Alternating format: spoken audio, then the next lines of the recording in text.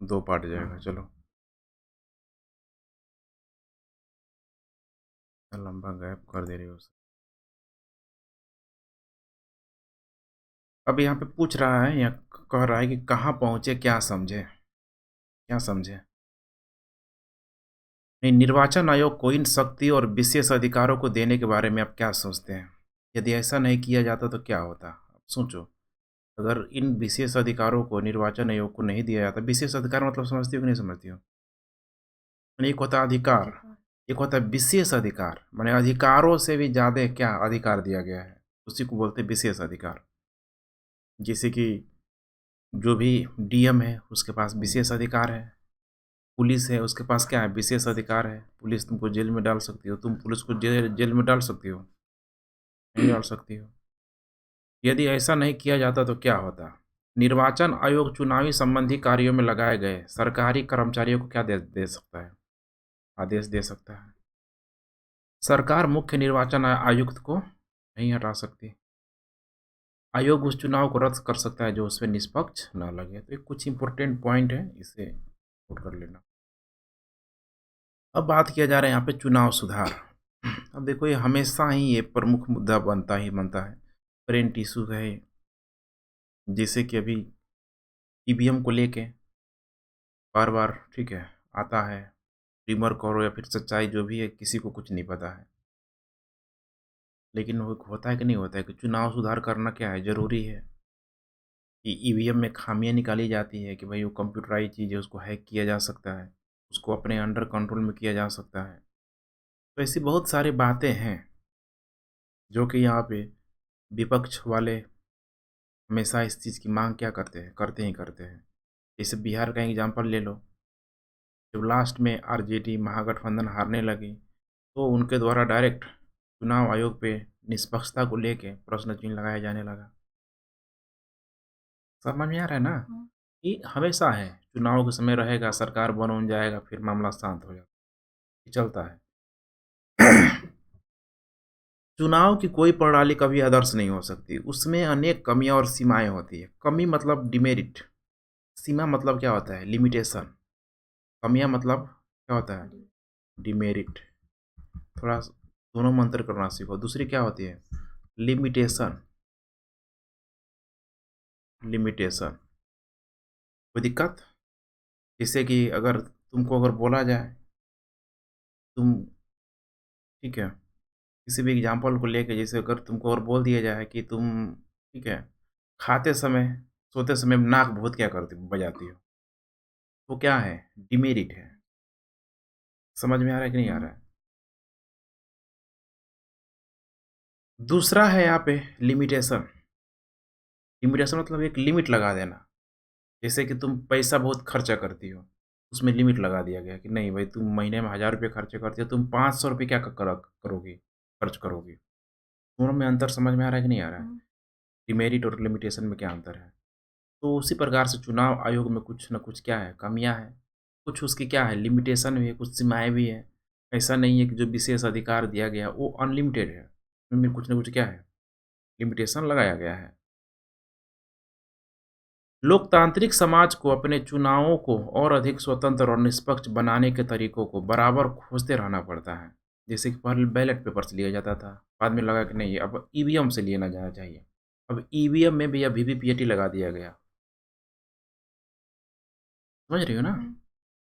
वयस्क मताधिकार, चुनाव लड़ने की स्वतंत्रता और एक स्वतंत्र निर्वाचन आयोग की स्थापना को स्वीकार कर भारत में चुनाव को स्वतंत्र और निष्पक्ष बनाने की कोशिश की गई है।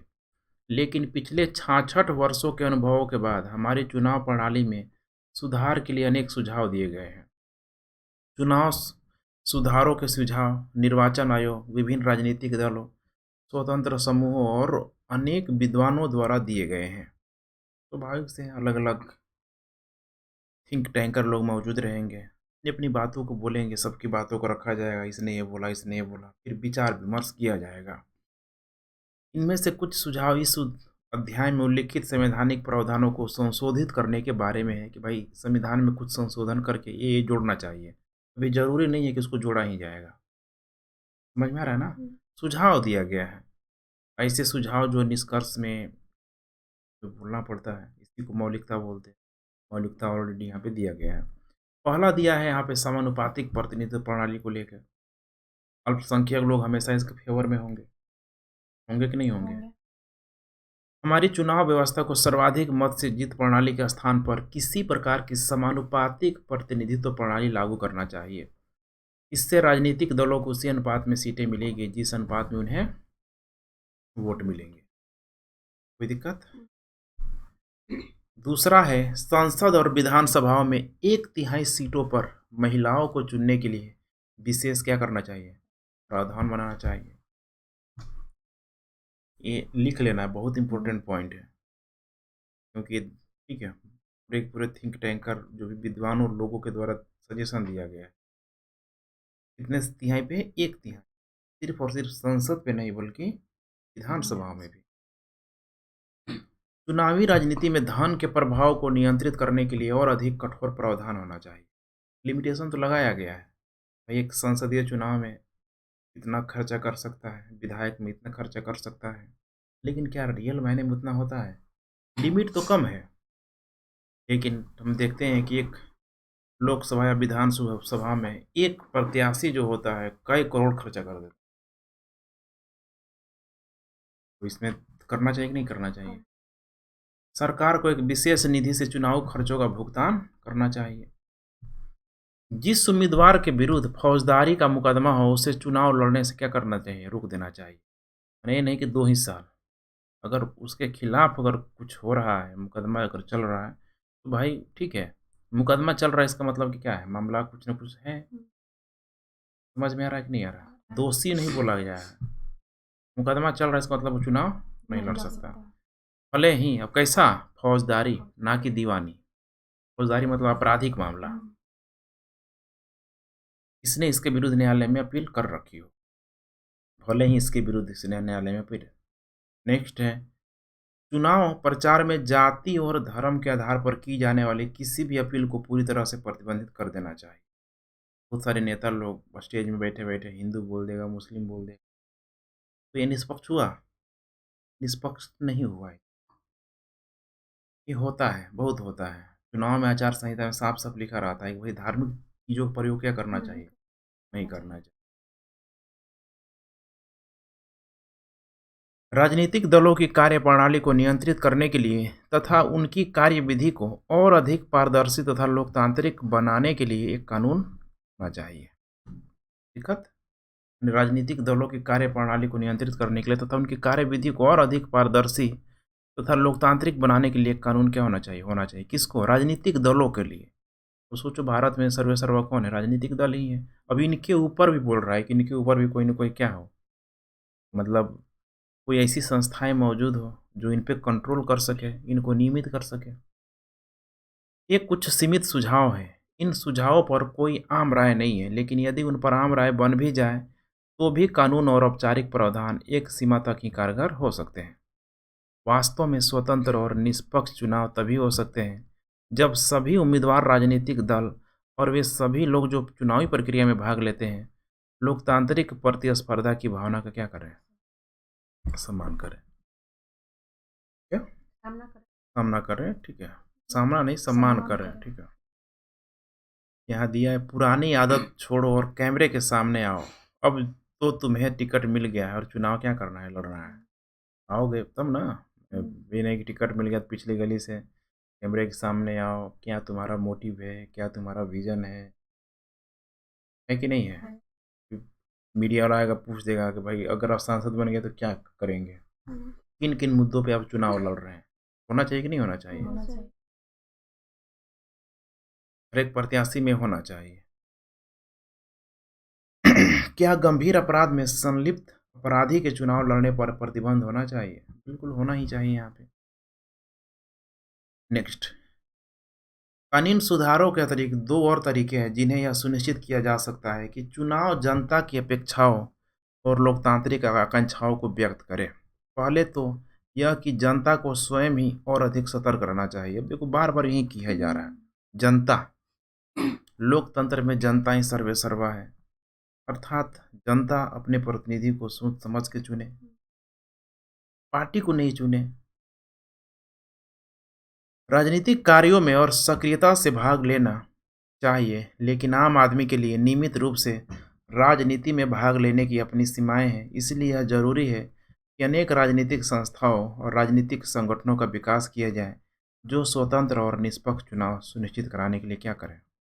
अरे जारी करें।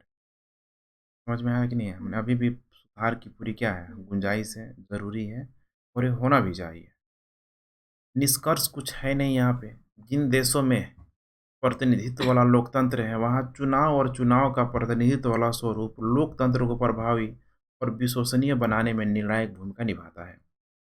भारत में चुनाव व्यवस्था की सफलता अनेक आधारों पर मापी जा सकती है। कमियां तो है, लेकिन कुछ न कुछ मामलों में देखा जाए तो बेहतर भी हुआ है, सफल भी हुआ है। ये भी इम्पोर्टेंट पॉइंट, इसको लिख लेना। एक, हमारी चुनाव व्यवस्था ने मतदाताओं को न केवल अपने प्रतिनिधियों को चुनने की स्वतंत्रता दी है, बल्कि उन्हें केंद्र और राज्यों में शांतिपूर्ण ढंग से सरकारों को बदलने का क्या दिया है, अवसर भी दिया है। दो, मतदाताओं ने चुनाव प्रक्रिया में लगातार रुचि ली है, उसमें भाग लिया है। चुनाव में भाग लेने वाले उम्मीदवार और दलों की संख्या लगातार क्या कर रही है, बढ़ रही है। बढ़ रही है कि नहीं बढ़ रही? देखो 12-12 लोग आ गए। ये लोकतंत्र के लिए ये खराब चीज नहीं है, लोकतंत्र के लिए मैंने अच्छा है यहाँ पे। तीसरा में है यहाँ पे, चुनाव व्यवस्था में सभी को स्थान मिला है और यह सभी को स्थान लेकर चली है कि नहीं है? सभी को स्थान मिला है ये, और यह सभी को साथ लेकर चली है। हमारे प्रतिनिधि की सामाजिक पृष्ठभूमि भी धीरे धीरे बदली है। अब हमारे प्रतिनिधि विभिन्न सामाजिक वर्गों से आते हैं। यद्यपि इनमें अभी महिलाओं की संख्या में संतोषजनक वृद्धि क्या हुई है, नहीं, अर्थात महिलाओं को लेकर अभी भी कहा जा रहा है जरूरी है कि महिलाओं को सामने आना चाहिए। पंचायत में देखो, बहुत अच्छा सीरियल था पंचायत। ठीक है, मुखिया तो बन गई महिला, लेकिन अपने दायित्वों का निर्वहन वो नहीं कर पा रही है, अपने अधिकारों का निर्वहन नहीं कर पा रही है। लोग ने तुमको चुना है, महिला को चुना है, सारा बेनिफिट कौन ले रहा है? पति ले रहा है। तो ये अपने आप में बहुत बड़ी क्या है, समस्या है। समझ में आ रहा है कि नहीं आ रहा? ये तो वैसे तो फिर क्या है, वैसे कोई फायदा रह पाएगा? इसमें लोग सोचे, कौन सोचे? लोग सोचे। लोग उसके पति को ना देख के सिर्फ और सिर्फ उस महिला कैंडिडेट को देखे कि वाकई में क्या ये हमारा प्रतिनिधित्व कर पाएगी। लोगों को लगता है कि भाई हाँ कर लेगी, तो फिर उसको कुछ चुनो। और इसमें लोग में ठीक है, खासकर महिलाओं को साफ साफ ही दिखना चाहिए। महिला सिर्फ अगर एक महिला को सपोर्ट कर रही है तो उसके पति को देख के नहीं, बल्कि सिर्फ और सिर्फ किसको देख के? महिला को देख के। ये है सामाजिक जागरूकता। ये जागरूकता अभी भी हमारे समाज में क्या है, कमी है, बहुत अधिक कमी है। पति को देख के ठीक है महिलाएं ही चुनती हैं। ये अवेयरनेस दिखाना पड़ेगा। वैसे फिर सत्ता का फिर तो केंद्र कितनी ही रहेगा, पति के हाथ में रहेगा, पुरुष प्रधान के हाथों में रहेगा। समस्या हमेशा बनी रहेगी। चौथा में है, देश के अधिकतर भागों में चुनाव परिणाम चुनावी अनियमितताओं में और धांधली से प्रभावित नहीं होते। यद्यपि चुनाव में धांधली करने के अनेक प्रयास किए जाते हैं, हमेशा किया जाता है, लेकिन कह रहा है कि बहुत अधिक इससे प्रभावी क्या होता है, नहीं होता है। देखो बिहार में हुआ, कहीं कोई दिक्कत हुआ? लगभग लगभग तय जो डेट था आसानी से हो गया। मैंने आसानी से नहीं, मैंने ठीक है बहुत प्रयासों के बावजूद मैंने कोई समस्या नहीं आया। अपने चुनाव में हिंसा, मतदाता सूचियों से वोटरों के नाम गायब होने की शिकायतें, ये आमतौर पे होता है। जैसे कि पता है कि एक बहुत बड़ा ठीक है गांव है, उस गांव में पता है कि बीजेपी को वोट जाने वाला है। वहाँ पे जो मतदान करवाने वाले जो लिस्ट लेके गए और क्या पा रहे हैं कि उस गांव में ठीक है कुछ लोगों का नाम ही नहीं है जो बीजेपी को वोट करने वाले। समझ में आ रहा है कि नहीं? ऐसे होता है, बहुत सारे खेल होता है। डराया धमकाया जाना, गरीब लोग हैं, रात में कोई बाहुबली पहुंच गया कि सोच लेना ठीक है। समझ में आ रहा ना?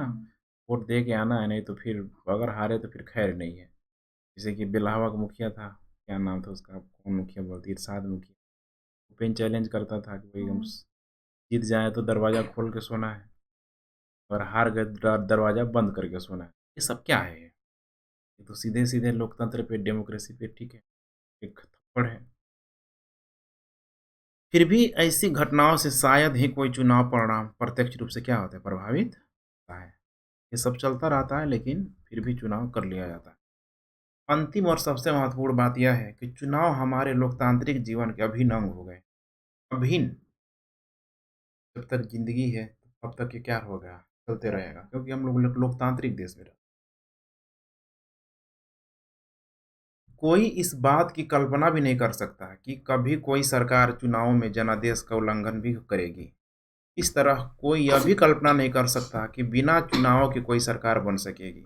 वास्तव में भारत में निश्चित अंतराल पर होने वाले नियमित चुनावों को एक महान लोकतांत्रिक प्रयोग में क्या मिली है? ख्याति मिली। ये है इलेक्शन कमीशन की भूमिका। समझ में आया कि नहीं आया? इसीलिए मैंने बोला था शुरू में, इलेक्शन कमीशन भारत का, ठीक है, उन्हें इंटरनेशनल स्तर पे देखा जाए तो एक शानदार माना जाता है कि ठीक है मिला, क्योंकि बाकी अन्य देशों का भी बेहतर क्या है? समझ आ रहा है कि नहीं आ रहा? ये सब पढ़ाई है, देखो पढ़ो। आजकल पढ़ी लिखी जो महिलाएं हैं अभी भी हमारे समाज में मौजूद नहीं है। क्या पता, ठीक है, बन नहीं पाओ, मुखिया जी बन जाओगी। कुछ न कुछ पॉलिटिकल पार्टी यहाँ पे है। समझ में आ रहा है कि नहीं आ रहा? जब तक इन सारी चीज़ों को नहीं जानोगे तो फिर कैसे जान पाओगे फिर? बहुत सारे हैं, अवसर है यहाँ पे। छोटा मोटा कितने लोग, जो बहुत सारी महिलाओं के एग्जाम्पल आता है, जाकर अपने गाँव का मुखिया बन गई। समझ में आ रहा है ना? काम कर रही है, अच्छा काम कर रही है। इन सभी बातों से हमारी चुनाव व्यवस्था को देश विदेश में आदर से देखा जाता है। भारत में मतदाता के अंदर आत्मविश्वास बढ़ा है। मतदाताओं की निगाह में निर्वाचन आयोग का कद बढ़ा है। यह हमारे संविधान निर्माताओं के मूल निर्णयों के उचित को ठहराता है। यदि चुनाव प्रक्रिया को कुछ और दोष रहित बनाया जा सके तो हम मतदाता और नागरिक के रूप में लोकतंत्र के इस महोत्सव का और अच्छी तरह आनंद उठा सकेंगे और इसे अर्थपूर्ण क्या कर सकेंगे। दिक्कत, शानदार टॉपिक था, अच्छा टॉपिक था। थोड़ा सा समानुपातिक प्रतिनिधित्व लेके थोड़ा तुम लोग कॉम्प्लिकेटेड लगा। इतना भी वो कॉम्प्लिकेटेड नहीं है, सब क्लियर हो गया। विशेष बहुमत क्या हुआ, साधारण बहुमत, सब क्लियर हुआ कि नहीं हुआ? अब कुछ क्वेश्चन आंसर है, इसको बना लेना सब, ठीक है।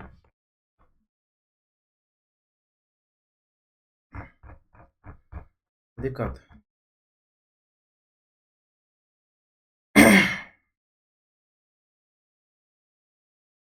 इसका थोड़ा सा ओवरव्यू दे देता हूँ, ठीक है। नेक्स्ट टॉपिक बहुत ही आसान टॉपिक है, कल आते हैं। यहाँ पे रोल किसका है? एग्जीक्यूटिव का, यही है ना?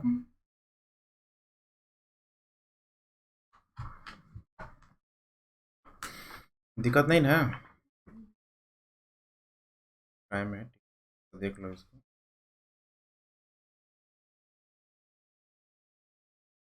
अब यहाँ से तीन चीज़ें मिलेगी, ठीक है। विधायिका, कार्यपालिका और क्या है, न्यायपालिका, जो जनरली तुम लोग ऑलरेडी पहले से परिचित हो इन तीनों ही चीज़ों से। बार हो ही चुका है।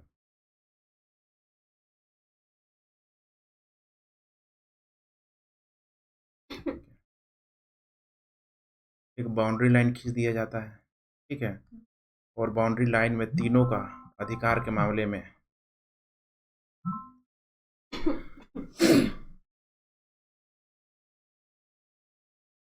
सबको एक बाउंड्री पे रखा गया है। एक कौन है? विधायिका। उसके बाद यहाँ पे कार्यपालिका को लेंगे। उसके बाद क्या है? न्यायपालिका है। संविधान में इसे ही चीज़ों को रखा गया है। एक बाउंड्री में रखने का मतलब क्या है कि सैद्धांतिक दृष्टिकोण से किसी का भी अधिकार कोई कम नहीं है, कोई अधिक नहीं है। सबको क्या किया है, बराबर यहाँ पे रखा गया है। लेकिन व्यवहारिक स्तर पे हम पाते हैं कि ये पूर्णतः बराबर क्या है, नहीं है। लेकिन सैद्धांतिक क्या क्या क्या है, बराबर है। दिक्कत, अब यहाँ पे कोई नया चीज़ नहीं है। अब चूंकि यहाँ पे दिया है किसके इसके बारे में, कार्यपालिका, विधायिका और क्या है, न्यायपालिका है यहाँ पे। तो यहाँ पे चूंकि कार्यपालिका से शुरू किया है, कार्यपालिका के अंदर अंतर्गत सबसे जो प्रमुख होता है वो कौन होता है? राष्ट्रपति।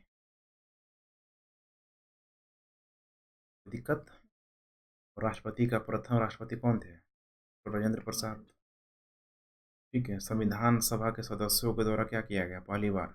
इन्हीं को चुना गया। उसके बाद ही आम चुनाव हुआ, जाके जवाहरलाल नेहरू क्या बने? प्रधानमंत्री बने। राष्ट्रपति इसको देश का प्रथम नागरिक के रूप में क्या होता है? जाना जाता है।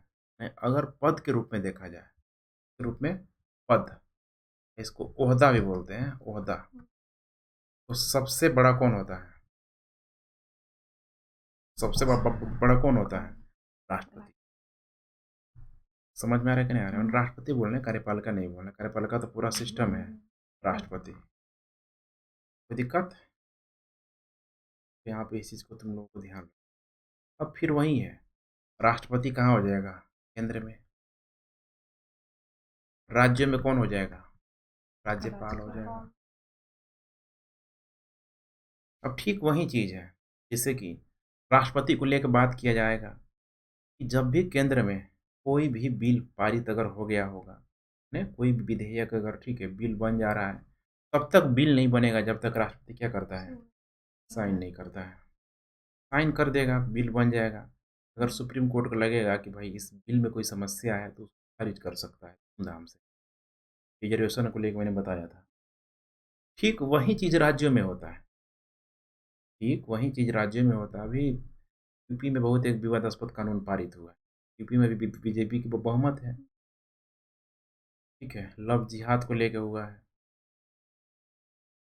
धर्मांतरण को लेके हुआ है। न्यूज़ देखोगे तब ना याद आ रहा है, धर्मांतरण को लेके हुआ है यहाँ पे कि अगर कोई ठीक है हाँ मैंने किसी को मेल फीमेल है, अगर किसी को अगर धर्मांतरण करवाया जा रहा है, सबसे पहले परमिशन लेनी पड़ेगी, डीएम को सूचित करना पड़ेगा। डीएम पूरी जांच करवाएगा कि भाई ये मैंने निष्पक्ष तरीके से हो रहा है कि नहीं हो रहा है, उसकी मर्जी है कि नहीं है जिसका धर्मांतरण कराया गया है। धर्मांतरण किसका होता है? हिंदुओं का ही होता है। कोई भी मुस्लिम को नहीं तुम सुनोगे कि भाई वो हिंदू बना है। हिंदू को जरूर सुन लोगे कि मुस्लिम बना है, और इसमें मुस्लिम में पुरुष नहीं, महिलाओं का। फिर वही लव की बात आ जाती है, प्यार, लव जिहाद जिसको बोला जाता है। समझ में आ रहा है कि नहीं आ रहा है? यही है सरकार की दोहरी नीति की। एक तरफ देखोगे तो इंटरकास्ट मैरिज के लिए सरकार मोटिवेट करती है, पैसा देती है। पता है तुम लोगों को? सरकार इंटरकास्ट मैरिज, इंटरकास्ट मतलब ठीक है एक जाति से दूसरे जाति या फिर एक एक धर्म के दूसरे धर्म, अगर मेल फीमेल यहाँ पे शादी करती है तो सरकार उनको प्रोत्साहन राशि देती है, केंद्र के द्वारा है। क्या हुआ? हाँ क्यों नहीं मिलेगा, लेकिन ये सब लेगा नहीं, लेने के लिए भी मतलब होना चाहिए प्रोत्साहन राशि। मतलब क्या है यहाँ पे? भाई तुम्हारी इच्छा है, तुम उसे ले रहे हो कि नहीं ले, नहीं माने भी मत लो। अब इस ओहदे पे आके अगर कोई प्रोत्साहन राशि देगा लेगा तो फिर अच्छा नहीं लगेगा। समझ में आ रहा है? तो ये सरकार की दोहरी नीति है कि भाई एक तरफ इंटरकास्ट मैरिज के लिए क्या कर रहे हो, तुम मोटिवेट कर रहे हो, प्रोत्साहित कर रहे हो, और दूसरे तरफ तुम क्या कर रहे हो भाई, प्रतिबंध भी लगा रहे हो यहाँ पे। खैर ये अलग अलग बातें, अलग अलग इसमें आर्गूमेंट दिया जाता है, जो कि यूपी में सबसे अधिक मुस्लिमों की संख्या के क्या है मौजूद है, समस्याएं यहाँ पे आती ही आती है। तो अब उस कानून को, क्योंकि राज्य सरकार के द्वारा बनाया गया, राज्य सरकार ने अपने विधानमंडल में उस कानून को क्या कर दिया? पारित कर दिया। अब वो तब तक राज्य में उसको इम्प्लीमेंट नहीं किया जाएगा जब तक उस राज्यपाल का क्या हो जाए? साइन ना हो जाए। ठीक यही दोनों का देखोगे कैरेक्टर, कार्यपालिका का अंतर्गत राष्ट्रपति और राज्यपाल का बिल्कुल सेम ही चलता है। समझ में आ रहा है ना? राष्ट्रपति को पढ़ लोगी तो राज्यपाल ऑटोमेटिक सब चीज़ आ जाएगा। प्रधानमंत्री पढ़ लोगी तो राज्यों में मुख्यमंत्री के बारे में ऑटोमेटिक जान जाए। थोड़ा दोनों में चयन होता है, थोड़ा थोड़ा अंतर होता है, ठीक है, जहाँ अंतर आएगा मैं बता दूंगा, लेकिन जनरली जो प्रक्रिया क्या होती है सेम ही होती है। बस ओहदा का अंतर होता है कि भाई एक बड़ा पद है, एक थोड़ा सा उससे छोटा पद है। कोई दिक्कत? तो यहाँ पे राष्ट्रपति हो गया और दूसरा कौन हो गया? राज्यपाल। कार्यपालिका के अंतर्गत दो सबसे प्रमुख जो पद यहाँ पे क्या है मौजूद है। कोई दिक्कत? अब विधायिका के बारे में बताना नहीं है, विधायिका ठीक है, लेजिस्लेटिव, यहाँ पे भी वही है। पहला है केंद्र और दूसरा क्या है? राज्य। केंद्र में यहाँ पे कौन है? प्रधानमंत्री, विधायिका है यहाँ पे, केंद्र में कौन है यहाँ पे? संसद। समझ में आ रहा है? और राज्य में कौन है? हम्म, दिक्कत अब मैच कर पा रही हो? केंद्र में कौन जाएगा? संसद। और राज्य में कौन जाएगा? विधानमंडल। इस तरीके से संसद के अंतर्गत 3 लोग हैं, लोकसभा, राज्यसभा, राष्ट्रपति। इस तरीके से विधानमंडल का भी अभिन्न भाग कौन है? विधानसभा, विधान परिषद और आसान हुआ कि नहीं हुआ? यही प्रक्रिया है। संसद से कोई कानून पारित होगी, राष्ट्रपति के पास जाएगा, उसको साइन करना। विधानमंडल से कोई कानून पारित होगा, कहाँ जाएगा? राज्यपाल। विधानमंडल कहना ज़्यादा बेहतर होता है, असेंबली हो जा रहा है। समझ में आ रहा है ना? विधानमंडल बोलते हैं तो अपने आप में एक बहुत बड़ा व्यापक दायरा होता है, संसद बोलते हैं तो व्यापक दायरा होता है। अब एग्जाम में ध्यान देना होता है कि संसद लिख रहा है, लोकसभा लिख रहा है, राज्यसभा लिख रहा है, विधानमंडल लिख रहा है, विधानसभा लिख रहा है, विधान परिषद लिख रहा है। हड़बड़ में गड़बड़ बहुत होता है, जल्दीबाजी में लगता है कि हाँ यही है। सबसे पहले क्वेश्चन को पढ़ो कि लिखा क्या है। एक शब्द से पॉलिटी का पूरा खूब ही बदल जाता है।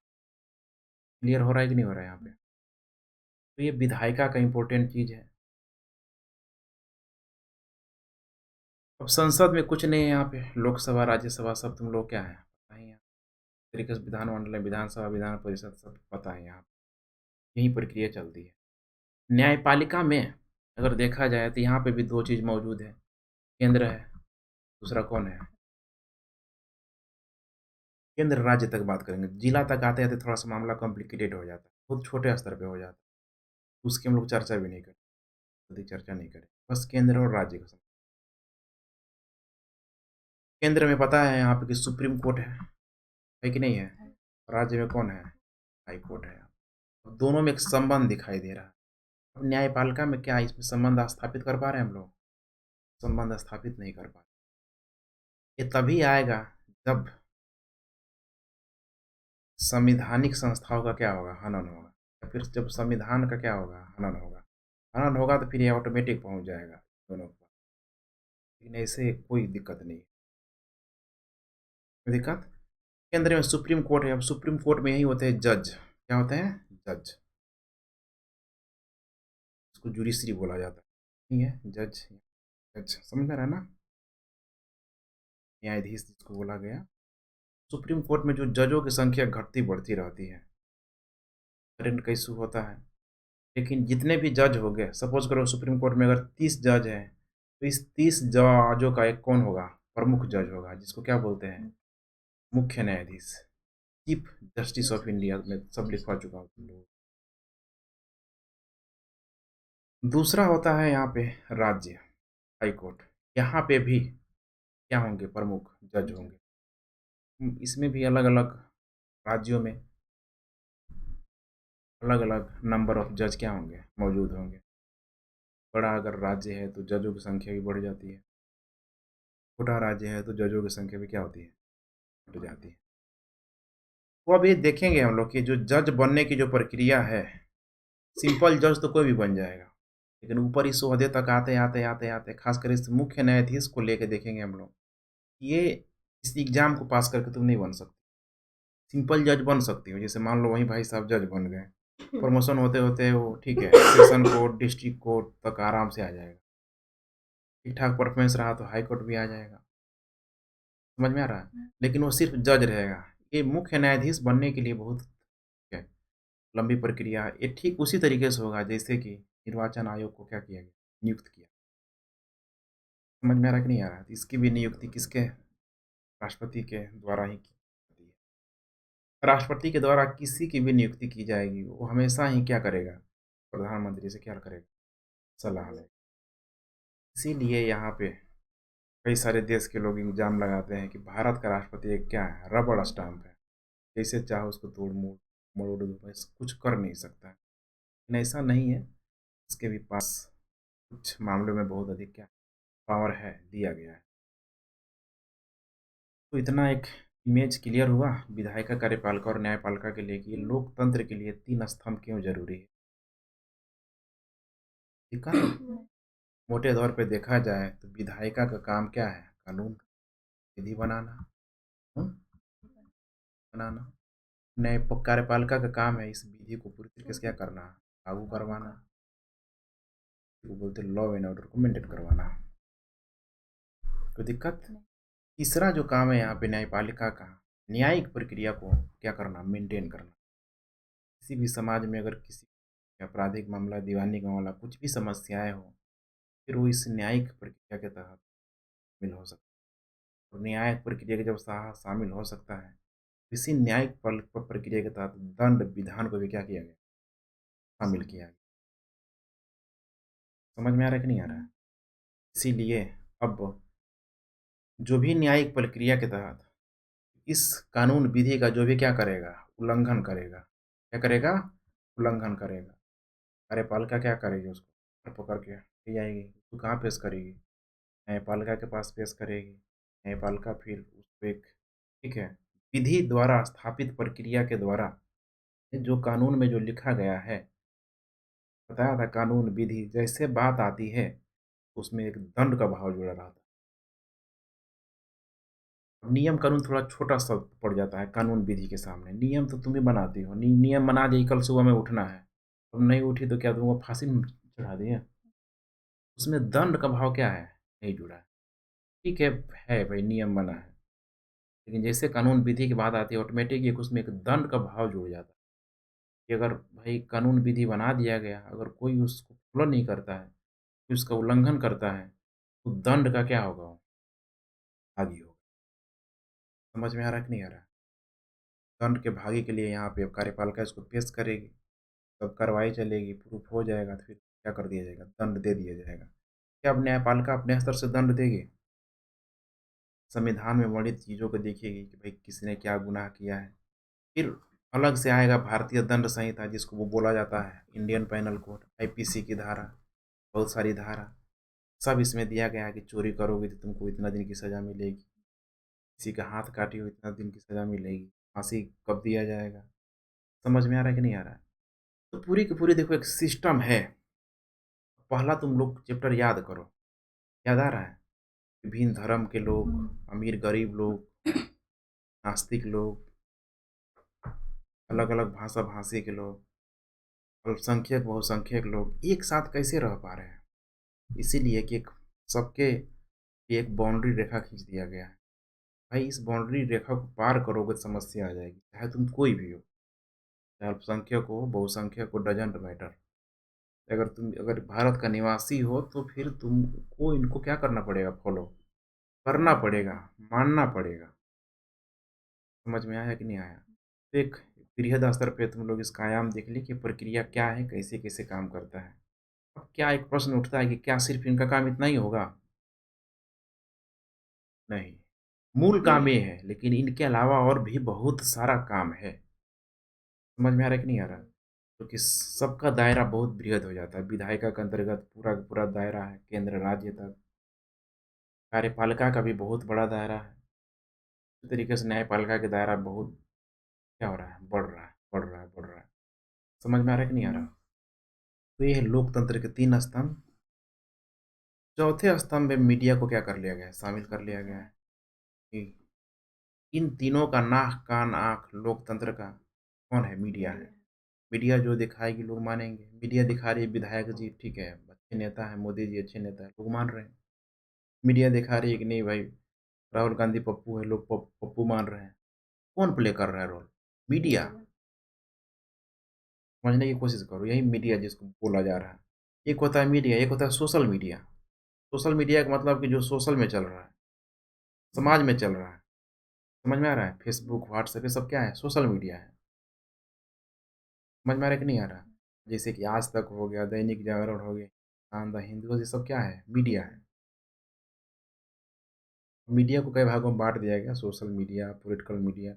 बस मीडिया को समझना है। मीडिया कितना अपना इम्पोर्टेंट रोल क्या कर रही है, प्ले कर रही है। अब यही है मीडिया अच्छे से काम करेगी तो भाई देश का विकास होगा, देश का डेवलपमेंट होगा। अदरवाइज़ मीडिया फिर अपने तक सीमित रह जाएगा कि नहीं भाई, जो पार्टी हमें पाल-पोस रही है, खिला-पिला रही है, अधिक पैसा दे रही है, तो फिर देश का भला नहीं होगा। उसका भला ज़रूर हो जाएगा लेकिन देश का भला नहीं होगा। समझ में आ रहा है कि नहीं आ रहा है? फिर वही चीज़ है, अगल-बगल ठीक है, कीचड़ में कमल आके कमल क्या करेगा? कोई महत्व नहीं रह जाएगा। गुलाब देखो काँटों में लगा रहता है कि नहीं? लोग उसको तोड़ने के लिए ललायत हो जाते हैं। कीचड़ जो कमल में खिलता है, सोचो, कोई अट्रैक्ट होता है उसकी तरफ? कॉलेजा, तो फिर वही चीज़ हो जाएगा। अर्थात किसी भी व्यवस्था को बेहतर होने के लिए उसके इर्द-गिर्द चीज़ों का बेहतर होना क्या है? ज़रूरी है। ये ठीक वही चीज़ है गाँव के ज़मींदार टाइप के, गाँव के सामंतवादी नेता टाइप के लोग के, गाँव के जो लोग होते हैं, ठीक है, जिनको बाहुबली बोला जाता है, अपना घर तो चमका लेंगे, लेकिन पता चल रहा है कि गाँव का रोड ही अच्छा क्या है, गाँव में बिजली नहीं है, ठीक है, जनरेटर चला रहा है, अपने घर उजाला कर रहा है। फिर वैसे डेवलपमेंट को कभी भी अच्छा डेवलपमेंट कोई भी नहीं मानता है।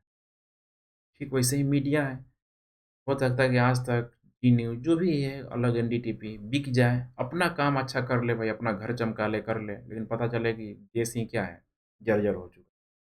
फिर वैसे में हमारा कोई औचित्य नहीं। तुम देश से हो, देश तुमसे क्या है? देश अच्छा है, तुम भी अच्छा हो। इस चीज़ को समझ रही हो, नहीं समझ रही हो? मूल चीज़ों को समझने का क्या करो? प्रयास करो। तो इसीलिए यहाँ पे ज़रूरी है, अलग-अलग अब संस्थाएँ हैं, विधायिका के अंतर्गत बहुत सारी संस्थाएँ हैं, कार्यपालिका के अंतर्गत बहुत संस्थाएँ हैं, न्यायपालिका के अंतर्गत बहुत संस्थाएँ हैं। अब यहाँ पे हम ये नहीं चर्चा करेंगे बीजेपी, कांग्रेस, पार्टी, ये सब तुम लोग पढ़ चुके हो। एक बार थोड़ा-सा रिपीट कर लेना कि कौन-कौन सा ठीक है, राष्ट्रीय पार्टी है, 6-7 था ना? उस राष्ट्रीय पार्टी को एक बार रिवीजन करके आना, देखते रहना। वो पार्टी की बात यहाँ पे बहुत अधिक हम लोग एग्ज़ाम्पल के तौर पे लेंगे, उसको पढ़ना नहीं है यहाँ पे। राजनीतिक पढ़ना नहीं है, संविधान हम लोग पढ़ रहे हैं, संविधान में बेसिकली सारा फंक्शन काम कैसे करता है, इसको जानना क्या है? मैं कल देखा है? पहले दिखाए हैं तुम लोग को राजनीतिक पार्टी पॉलिटी पढ़ाए हैं, राष्ट्रीय पार्टी था ना? तो राष्ट्रीय पार्टी को ध्यान में रखना, मेरा कहने का मतलब कि राष्ट्रीय पार्टी को, हाँ, राष्ट्रीय पार्टी है, तब ना उसका एग्ज़ाम्पल लेके मैं समझाऊँगा। क्लियर हो रहा है कि नहीं हो रहा है? तो ये बहुत बड़ा आयाम है, इसको समझने की क्या करना, कोशिश करना है। अभी इसका मतलब जितना भी इसके बारे में स्टडी करो कम है। बस मैं मुख्य-मुख्य चीज़ों को बताते चल रहा हूँ कि आखिर इसका फंक्शन क्या है, कैसे वर्क करता है, कैसे क्या करता है। तो आज हम लोग देखेंगे यहाँ पे कार्यपालिका के बारे में कि क्या थोड़ा-सा बताने की कोशिश किया। विधायिका, कार्यपालिका और न्यायपालिका सरकार के 3 अंग हैं। ये तीनों मिलकर शासन का कार्य करते हैं। किसका कार्य करते हैं? शासन का कार्य करते हैं। अब यहाँ पे तुम लोग देखो ध्यान से। विधायिका है, कार्यपालिका है। कार्यपालिका का एक, ठीक है, मुख्य व्यक्ति राष्ट्रपति कहाँ शामिल है? ठीक है। अब देखा जाए तो इस संसद में क्या है? शामिल है यहाँ पे। समझ में आ रहा है कि नहीं आ रहा है? तथा कानून व्यवस्था बनाए रखने और जनता का कल्याण करने में योगदान देते हैं। संविधान यह सुनिश्चित करता है कि ये सभी एक दूसरे से तालमेल बनाकर काम करें, आपस में संतुलन बनाए रखें। संसदीय व्यवस्था में कार्यपालिका और विधायिका एक दूसरे पर क्या है? आश्रित है। तो हमने अब क्या देख लिया कि भारत में जो व्यवस्थाएँ चल रही हैं, कैसी व्यवस्थाएँ हैं? संसदीय व्यवस्था। संसदीय व्यवस्था में संसद सबसे क्या होता है? प्रमुख होता है। संसद तुम्हारा यूएसए में भी है, अमेरिका में भी है, पेंटागन जिसको बोला जाता है। लेकिन वो उतना वहाँ पे प्रभावशाली क्या है? नहीं है। वहाँ पे सबसे अधिक व्हाइट हाउस है, जहाँ राष्ट्रपति रहता है। समझ में आ रहा है कि नहीं आ रहा है? वहाँ पे अध्यक्षात्मक व्यवस्था है, वहाँ की चुनाव प्रणाली इसी तरीके का है। संसदीय व्यवस्था में कार्यपालिका और विधायिका एक दूसरे पर आश्रित हैं। विधायिका कार्यपालिका को न केवल नियंत्रित करती है, बल्कि उससे नियंत्रित भी क्या होती है। विधायिका कार्यपालिका को न केवल नियंत्रित करती है, बल्कि उससे नियंत्रित भी होती है। यानी कुछ मामलों में विधायिका कार्यपालिका के अंतर्गत हो जाती है, कुछ मामलों में कार्यपालिका विधायिका के अंतर्गत हो जाती है। इस अध्याय में हम सरकार की कार्यपालिका के संगठन, संरचना और कार्यों का अध्ययन करेंगे। इस अध्याय में हमें यह भी पता चलेगा कि पिछले कुछ समय के राजनीतिक व्यवहार के कारण इसमें क्या परिवर्तन हुए। इस अध्याय को पढ़ने से आप पढ़ सकेंगे कि संसदीय और राष्ट्रपति प्रणाली की कार्यपालिका में अंतर कर सकेंगे। भारत के राष्ट्रपति की संवैधानिक स्थिति को समझ सकेंगे। मंत्रिपरिषद की संरचना और कार्यों के बारे में जान सकेंगे और प्रशासनिक मशीनरी के महत्व और कार्यों के बारे में क्या करेंगे। यहाँ पे समझ में आ रहा? काफ़ी इंपॉर्टेंट यहाँ पे टॉपिक हो जा रहा है। इसको पढ़ता हूँ फिर हौच पौच लगेगा होने। समझ में आ रहा है कि नहीं आ रहा? तो जाओ सब अच्छे से, टाइम मिलता है तो रिवीजन करो, क्योंकि मैंने पहले बोल दिया है कि टेस्ट के लिए बहुत अधिक समय मैं नहीं दूंगा। समझ में आ रहा ना? तो ऑनेस्टली काम करो, वरना ये नहीं कि अब फिर